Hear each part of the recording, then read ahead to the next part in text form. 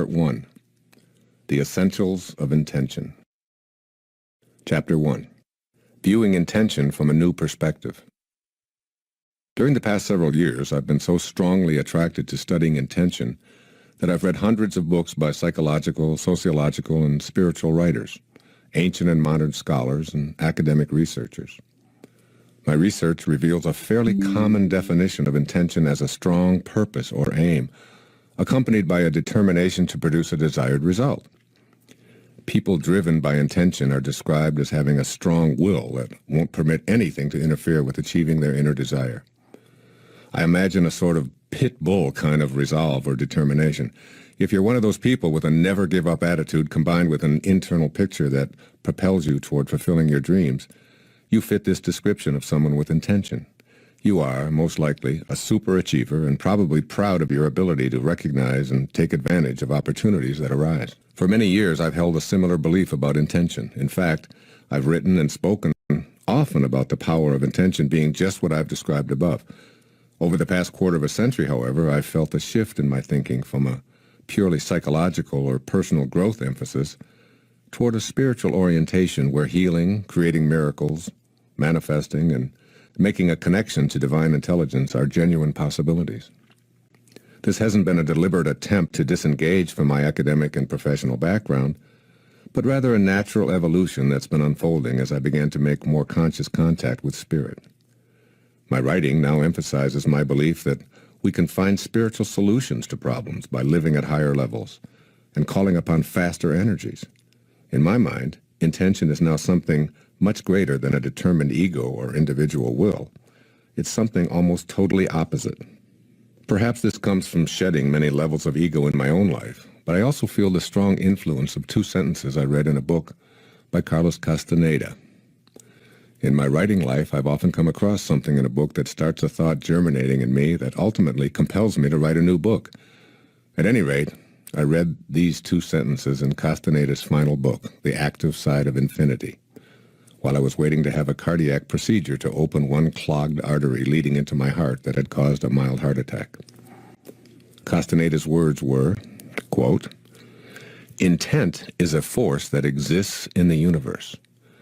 When sorcerers, that is, those who live of the source, beckon intent, it comes to them and sets up a path for attainment, which means that sorcerers always accomplish what they set out to do."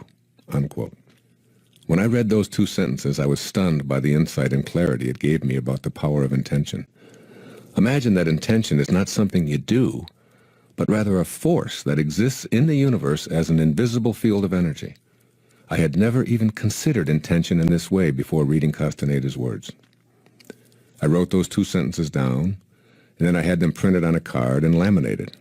I carried the laminated card with me into the catheter lab for my minor surgical procedure, and as soon as I could, I began talking about the power of intention to anyone who would listen. I made intention a part of every speech I gave. I immersed myself in this idea to use it, not only for my own healing, but to help others use the power of intention to carry them where they're fully equipped to go. I had experienced what is called satori, or instant awakening, and was intent on offering this insight to others. It had become clear to me that accessing the power of intention relieved so much of the seemingly impossible work of striving to fulfill desires by sheer force of will. Since that defining moment, I've thought of the power of intention in virtually all of my waking hours, and books, articles, conversations, telephone calls, items arriving in my mailbox, and arbitrary works I might be looking at in a bookstore all seem to conspire to keep me on this path. So here it is. The power of intention. I hope this book will help you view intention in a new way and also to make use of it in a manner that leads you to define yourself as Patanjali suggested more than 20 centuries ago. Dormant forces, faculties, and talents come alive, and you discover yourself to be a greater person by far than you ever dreamed yourself to be. Patanjali's two words, dormant forces, kick-started me in the direction of writing about intention. Patanjali was referring to forces that appear to be either non-existent or dead, and he was referring to the powerful energy a person feels when inspired. If you've ever felt inspired by a purpose or calling, you know the feeling of spirit working through you. Inspired is our word for inspirited. I've thought long and hard about the idea of being able to access seemingly dormant forces to assist me at key times in my life to achieve an inner burning desire. What are these forces? Where are they located? Who gets to use them? Who's denied access? And why? Questions like these have propelled me to research and write this book and subsequently arrive at a totally new perspective on intention. At this point, as I'm writing about my excitement of realizing a long obscured truth, I know that intention is a force that we all have within us. Intention is a field of energy that flows invisibly beyond the reach of our normal, everyday, habitual patterns. It's there even before our actual conception. We have the means to attract this energy to us and experience life in an exciting new way. The meaning of omnipresent intention. Try imagining a force that's everywhere. There's no place that you can go where it isn't. It can't be divided and is present in everything you see or touch. Now extend your awareness of this infinite field of energy beyond the world of form and boundaries. This infinite and visible force is everywhere, so it's in both the physical and the non-physical. Your physical body is one part of your totality emanating from this energy. At the instant of conception, intention sets in motion how your physical form will appear and how your growing and aging process will unfold. It also sets in motion your non-physical aspects, including your emotions, thoughts, and disposition. In this instance, intention is infinite potential, activating your physical and non-physical appearance on Earth. You formed out of this omnipresent to become present in time and space.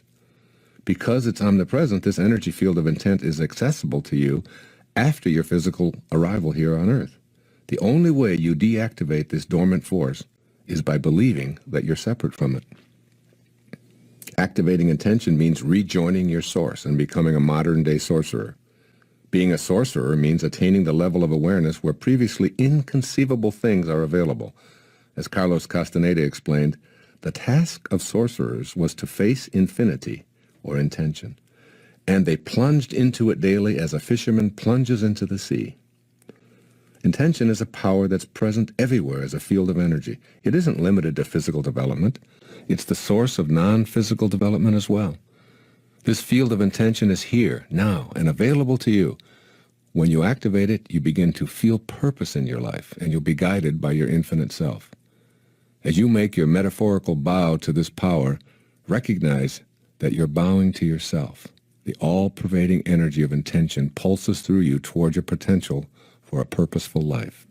How you came to experience yourself as disconnected from intention.